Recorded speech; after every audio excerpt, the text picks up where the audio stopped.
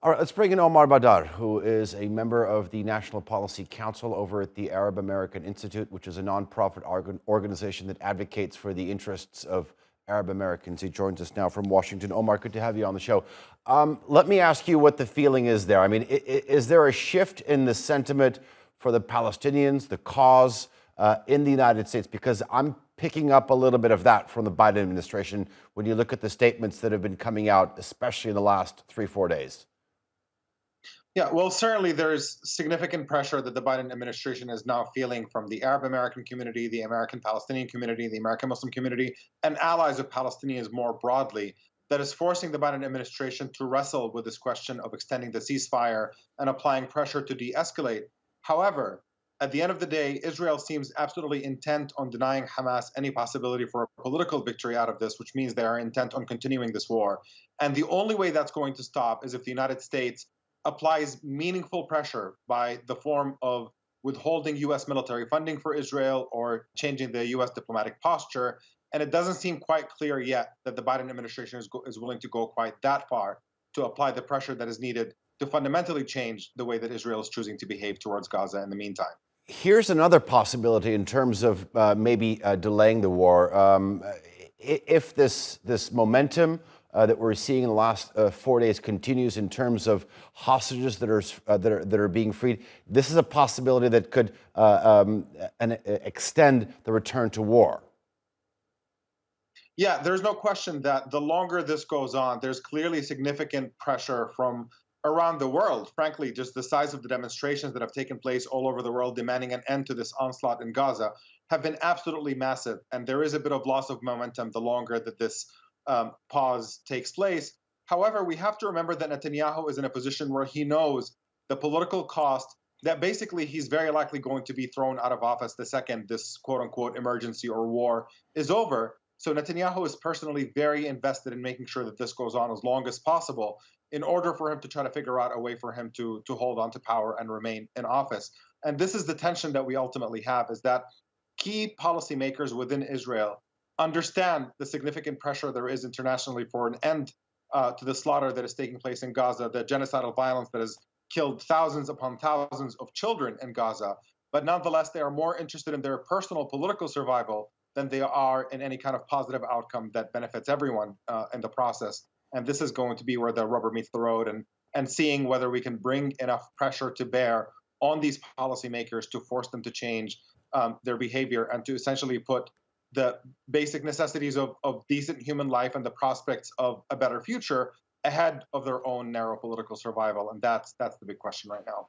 Mark, let me paint a scenario here. I mean, if all the hostages held by Hamas are released, I think there was about 200 or so, 50 of them have been released so far.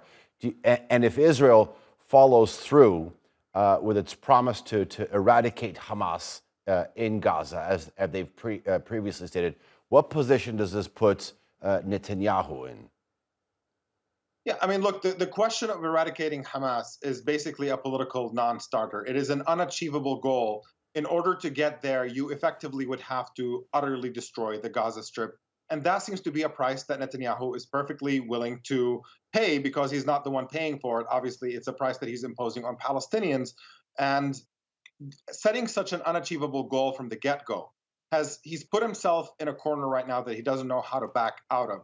He understands that that's an unachievable goal. This is the same rhetoric that is repeating itself from the 2006 war in Lebanon, where Israeli leaders promised that they're going to, destroy Hezbollah and end its existence, and yet they found themselves in a position where they cannot actually achieve that, and forced to basically eat their words and settle for very, very different terms.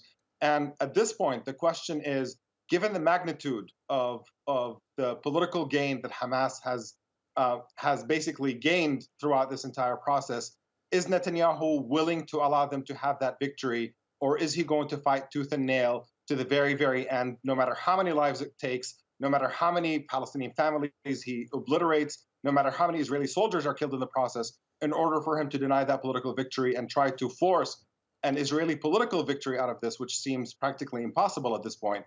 All we have seen from the continuation of this onslaught is Israel's image being tarnished worldwide because this genocidal violence against Palestinian civilians has been utterly horrific, and everybody can see that.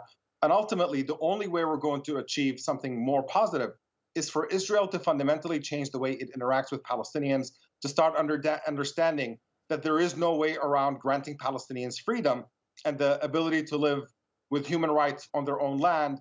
That is the recipe for ending this crisis, not just in the immediate term, but also in the long term. And this is how you actually achieve a better future. But the level of racism in Netanyahu's government and the right-wing shift within Israeli society makes this a very, very difficult and tall order that will end up requiring external pressure on Israel to get it to behave within the bounds of international law and to respect human rights. Omar, I want to take a more sort of introspective look. I'm wondering what your analysis is in terms of the Palestinian Authority, the PA, essentially being rendered ineffective, the rising popularity of Hamas, and especially in the occupied West Bank.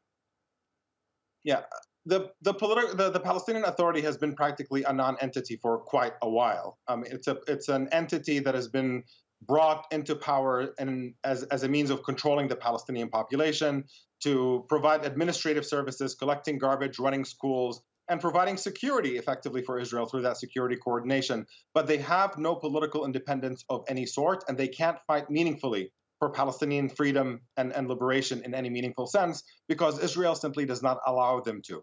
The survival of the Palestinian Authority depends on cooperating with Israel, and that has rendered them essentially a non-entity that nobody should care what they think or do anyways, because they only behave within the bounds that have been outlined to them.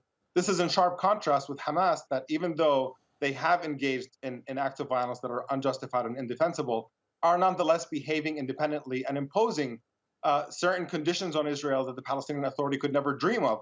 The Palestinian Authority cannot lead to the freeing of any Palestinian prisoners from Israeli military detention, or including the ones who are held minors who are processed through military detention and abused on a regular basis in the Israeli system. The Palestinian Authority cannot do anything about that. And we are seeing this shift growing, where Hamas is basically gaining more and more momentum as an organization that can actually achieve something, even though we may or may not like the methods that they pursue them, in contrast with the Palestinian Authority that is increasingly irrelevant in the face not just of the Palestinians themselves, but in the international community as well. Okay. Omar Baddar, thank you very much for joining us here on Chair 2 World. I do appreciate talking to you. Thank you. Thank you very much.